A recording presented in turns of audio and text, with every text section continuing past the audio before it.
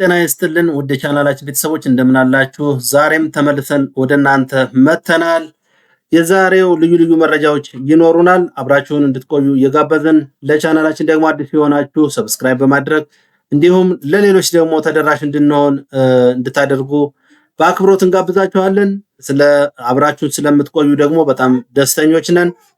ወደ መረጃዎች እናልፋለን። በመጀመሪያም ዋና ዋና አርዕስተ ዜናዎችን በቅድሚያ ወደ እናንተ እናደርሳለን። አብራችሁን ሁኑ። ሀገር ውስጥ መረጃዎች ስንነሳ የአዲስ አበባ የኮንዶሚኒየም ተስፋ አሁንም እየደበዘዘ ነው ሲሉ ነዋሪዎች ተናግረዋል። ከንቲባ አዳነች አቤቤ እና የቤት ፈላጊው የከተማ ነዋሪ ውጥረት ውስጥ መሆኑ ተሰምቷል። የግል ባለሀብቶችና የቤቶች ርክክብ ምን ይመስላል? በቅንጦት መንደሮችና በተራ ህዝብ አቅም መካከል ያለው ሰፊ ገደል ሰሞነኛ መነጋገሪያ አንደኛው ነው። የሰባተኛው ሀገራዊ ምርጫ ድባብና ፉክክሩ ምን ይመስላል? የፖለቲካው ሜዳ ትኩሳት፣ የተቃዋሚዎች ስጋትና የገዢው ፓርቲ ዝግጅት በተመለከተ እንመለስበታለን። የኑሮ ውድነትና የህዝብ ሮሮ ኑ እየመጣችሁ ተመገቡ ያሉት የከንቲባ አዳነች አቤቤ ንግግር ያስነሳው ህዝባዊ ቁጣና ማህበራዊ ትችት ምን ይመስላል የምናየው ይሆናል። የመንግስት ሰራተኛው ህልውና በደሞዝና በገበያ መካከል ያለው የማይገናኝ መስመር ልመና ለመውጣት ያገደው ጨዋነት ወይም ሸም እንደሆነ እየተነገረ ነው። እሱንም በዝርዝር እንመጣበታለን።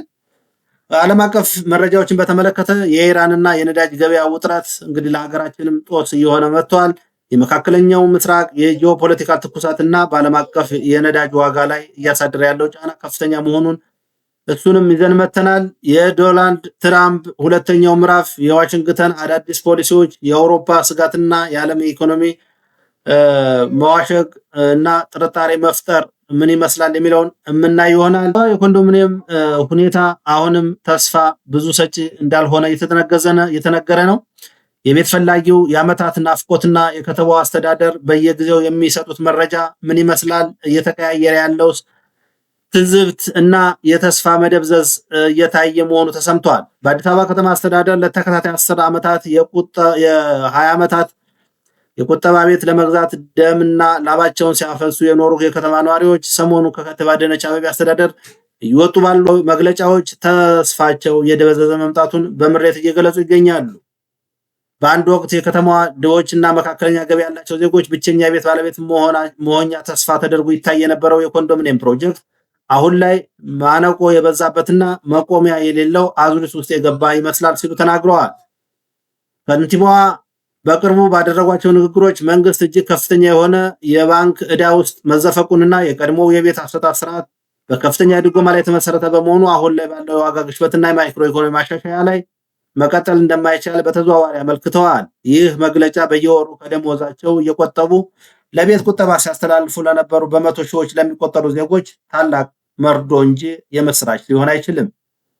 የኮንስትራክሽን ግብዓትና የዋጋ ጣራ መነካቱ፣ የማዘጋጃ ቤቱ ፋይናንስ መዛባትና የከተማዋ መሬት ይዞታ አጠቃቀም ፖሊሲ ለውጥ ነባሮቹ የጋራ መኖሪያ ቤቶች ግንባታ ዳር ለማድረስ ትልቅ ፈተና ሆኗል።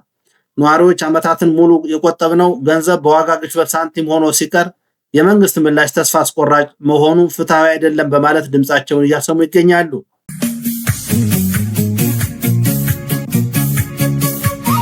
ወደ እሱ መረጃ እንመጣለን። የግል ባለሀብቶችና ለአቅመ ደካሞችና ለጡረታ ለወጡ ሰዎች ቤቶችን ሰጥቶ የማስረከብ ሂደት የአዲስ አበባ አዲስ ገጽታ የቅንጦት መንደር ሽሚያና የተረሳው ድሃ።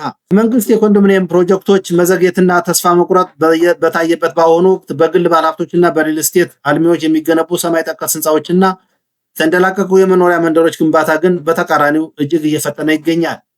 ሰሞኑን በከተማዋ በተለያዩ አካባቢዎች ትልልቅ የሪል ስቴት ኩባንያዎች እጅግ ዘመናዊ የሆኑ አፓርታማዎችንና ቪላዎችን ለባለቤቶቻቸው ሲያስረክቡም አይተናል። ነገር ግን ይህ የቤት ርክክብ የከተማዋን ነዋሪ እኩል የሚያስደስት አልሆነም። ምክንያቱም የእነዚህ ቤቶች ዋጋ በ10 እና በ100 ሚሊዮኖች የሚቆጠሩ በመሆኑ ገዢዎቻቸው በዋናነት የውጭ ሀገር ዜጎች፣ ዲያስፖራዎችና ጥቂት እጅግ ባለጸጋ የሆኑ አገር ውስጥ ያሉ ነጋዴዎች ብቻ መሆናቸው ነው። ይህ በቅንጦት መንደሮች ሽሚያና በተራው ህዝብ የመጠለያ እጥረት መካከል ያለው ሰፊ ገደል የአዲስ አበባን ማህበራዊ መዋቅር ሁለት መልክ እንዲኖረው አድርጎታል። በአንድ በኩል ዘመናዊና ውብ ኮሪደሮች እንዲሁም ለጥቂት የሚሆኑ የቅንጦት መኖሪያዎች ሲመረቁ፣ በሌላ በኩል ደግሞ ከቤት ኪራይ ጭማሪና ከመፈናቀል ስጋት ጋር የሚታገለው ሰፊ ህዝብ ይገኛል። የሰባተኛው ሀገራዊ ምርጫ ድባብና ፉክክር፣ የፖለቲካው ሜዳ ትኩሳትና የዲሞክራሲ ፈተናዎች፣ የአምባገነን ስርዓትና የአሜሪካ የሰባተኛው ሀገራዊ ምርጫ ድባብና ፉክክር፣ የፖለቲካው ሜዳ ትኩሳትና የዲሞክራሲ ፈተናዎች። ኢትዮጵያ ወደ ሰባተኛው ሀገራዊ ምርጫ እየተቃረበች ባለችበት በአሁኑ ወቅት በፖለቲካው መድረክ ላይ ያለው ትኩሳት ከወዲሁ እየጨመረ መጥቷል። ገዢው ፓርቲ ብልጽግና በከተማና በገጠር አካባቢዎች ያለውን መዋቅር በማጠናከርና የጀመራቸውን ፕሮጀክቶች እንደ ስኬት በማሳየት የምርጫ ቅስቀሳውን ድባብ በይፋ ባይሆንም በተዘዋዋሪ ጀምሮታል። በተቃራኒው ግንባር ቀደም የሆኑ ተቃዋሚ ፓርቲዎች በበኩላቸው በሀገሪቱ የተለያዩ አካባቢዎች ባለው የጸጥታ ችግር ምክንያት በነፃነት የመንቀሳቀስ አባሎቻቸውን የማደራጀትና የፖለቲካ ስራ የመስራት እድላቸው እጅግ የተገደበ መሆኑን በምሬት እየገለጹ ነው። አንዳንድ የፖለቲካ ፓርቲዎች የምርጫ ቦርድ ገለልተኝነትንና የህግ ማዕቀፎችን በተመለከተ አሁንም ጥያቄዎችን እያነሱ ይገኛሉ። የዘንድሮ ምርጫ ፉክክር ከቀደሙት የሚለየው ሀገሪቱ በከፍተኛ ማክሮ ኢኮኖሚ ሪፎርም እና በኑሮ ውድነት ውስጥ በምትገኝበት ወቅት የሚካሄድ በመሆኑ የህዝብ የድምፅ አሰጣጥ ውሳኔ ከፖለቲካ ርዕዮተ ዓለም ይልቅ ከዕለት ተዕለት ኑሮ መሸጋገር ጋር ቀጥተኛ ቁርኝት እንደሚኖረው የፖለቲካ ተንታኞች እየተነበዩ ቆይተዋል። ነገር ግን አሁን ላይ ተፎካካሪ ፓርቲዎች ባለመኖራቸውና በሀገር አቀፍ ደረጃ ለመወዳደር የጸጥታ ችግር በመኖሩ ይህን ያህል የሚያሳስብ ነገር አለመሆኑ እየተገለጸ ነው።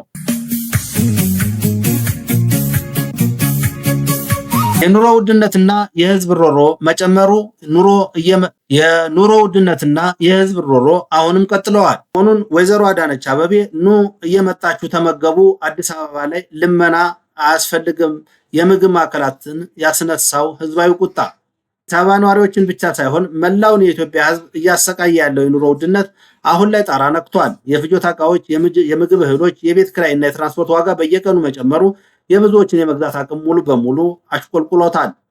በዚህ ከባድ ወቅት የከተማዋ ከንቲባ አዳነች አቤቤ በቅርቡ በአንድ መድረክ ላይ ያደረጉት ንግግር ግን በህዝቡ ዘንድ ከፍተኛ ቁጣና ቅሬታን ቀስቅሷል።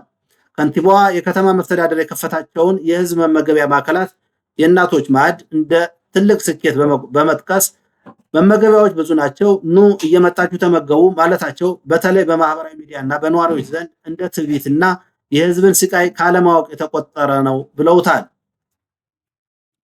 ብዙዎች እንደሚሉት የህዝብ ጥያቄ በነፃ ወይም በርካሽ የሚቀርብ የምግብ ምጽዋት ሳይሆን ሰርቶ መኖር የሚችልበት የተረጋጋ ገበያና የኑሮ ፖሊሲ እንዲፈጠር ነው ያሉት ነዋሪዎች ህዝቡን መመገቢያ ማዕከል ሂድ ማለት የችግሩን ጥልቀት አለመረዳት ወይም ህዝብን ማጣጣል ነው በሚል በርካቶች የተሰማቸውን ጥልቅ ሀዘንና ቁጣ ገልጸዋል።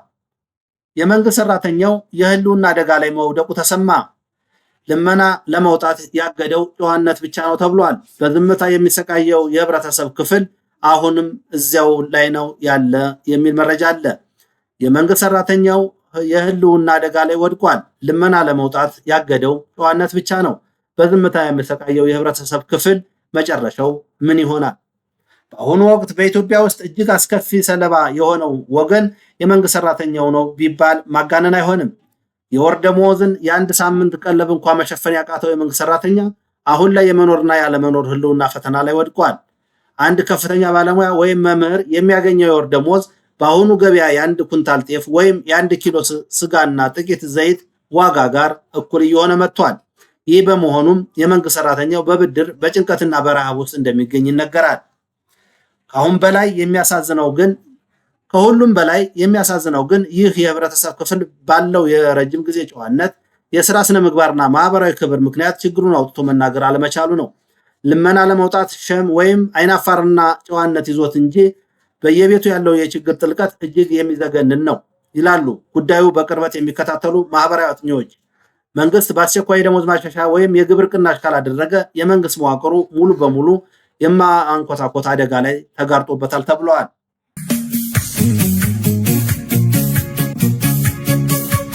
ዓለም አቀፍ ዜናዎች እናልፋለን። የኢራንና የነዳጅ ገበያ ውጥረት በተመለከተ የመካከለኛው ምስራቅ የጦርነት ደመና የዓለም የኢኮኖሚ ስጋት ሆኖ ቀጥሏል። በመካከለኛው ምስራቅ የኢራንና የእስራኤል እንዲሁም የአሜሪካ ቀጥተኛና የቀጥተኛ ፍጥጫ አዲስ ምዕራፍ ላይ ደርሷል። የኢራን የኒውክሌር ማበልጸግ መርሃ ግብርና በቀጠናው ያላት የኃይል ሚዛን የበላይነት በምዕራባውያን ዘንድ ከፍተኛ ስጋት መፍጠሩን ቀጥሏል። ሰሞኑን የተሰሙት የደህንነትና የስትራቴጂክ ጥቃቶች ቀጠናውን ወደ ከፋ የጦርነት አፋፍ እየገፋፉት ነው። ይህ የጂኦፖለቲካ ውጥረት በቀጥታ የዓለምን የነዳጅ ገበያ እያናወጠው ይገኛል። በሆርሙዝ የባህር ወሽመጥ ላይ የተጋረጠው የደህንነት ስጋት የነዳጅ ጫኝ መርከቦችን ጉዞ በማስተጓጎል የዓለም የነዳጅ ዋጋ በበርሜል እንዲያሸቅብ እያደረገው ይገኛል። ይህ የነዳጅ ዋጋ መጨመር እንደ ኢትዮጵያ ያሉ የነዳጅ ምርትን ሙሉ በሙሉ ከውጭ የሚያስገቡ ታዳጊ ሀገሮች ላይ እጅግ ከባድ የውጭ ምንዛሬ እጥረትና ተጨማሪ ዋጋ ግሽበት እየፈጠረ ይገኛል። የዶናልድ ትራምፕ ሁለተኛው ምዕራፍ የዋሽንግተን አዲሱ አካሄድና የዓለም ፖለቲካ ውዝግብ። በአሜሪካ ፖለቲካ ውስጥ ዳግም ወደ ስልጣን የመጡት ፕሬዝዳንት ዶናልድ ትራምፕ አሜሪካን ቀደም ወይም አሜሪካ ፈርስት የተሰኘውን ፖሊሲያቸውን በከፍተኛ ጉልበት ማስፈጸም ጀምረዋል።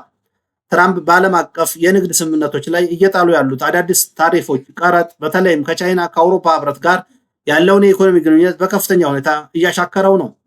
በትራምፕ የሚመራው ዋሽንግተን ለአቶሚክ ስምምነቶችና ለአየር ንብረት ለውጦች ግድ የለሽ በመሆኑ እንዲሁም በዩክሬንና መካከለኛው ምስራቅ ጉዳይ ላይ የሚከተለው ግትር አካሄድ ዓለም አቀፍ ተቋማትን እንደ ኔቶ እና የተባበሩት መንግስታት ጥያቄ ውስጥ ጥሏቸዋል። የአሜሪካ የውጭ እርዳታ ፖሊሲ መቀነስና የንግድ ክልከላዎች በተዘዋዋሪ ከአፍሪካ ሀገሮች ጋር ያለውን ዲፕሎማሲያዊና ኢኮኖሚያዊ ትስስር አዲስ አቅጣጫ እንዲይዝ እያስገደደው ይገኛል። ዓለም አሁን ላይ የትራምፕን ቀጣይ እርምጃዎች በከፍተኛ ስጋትና ጥንቃቄ እየተጠባበቀች ትገኛለች። ውድ የቻናላችን ቤተሰቦች የዕለቱ አጫጭር መረጃዎቻችን ይህንን ይመስሉ ነበር። በሌላ መረጃ በሌላ ጊዜ እስከምንገናኝ መልካም ጊዜ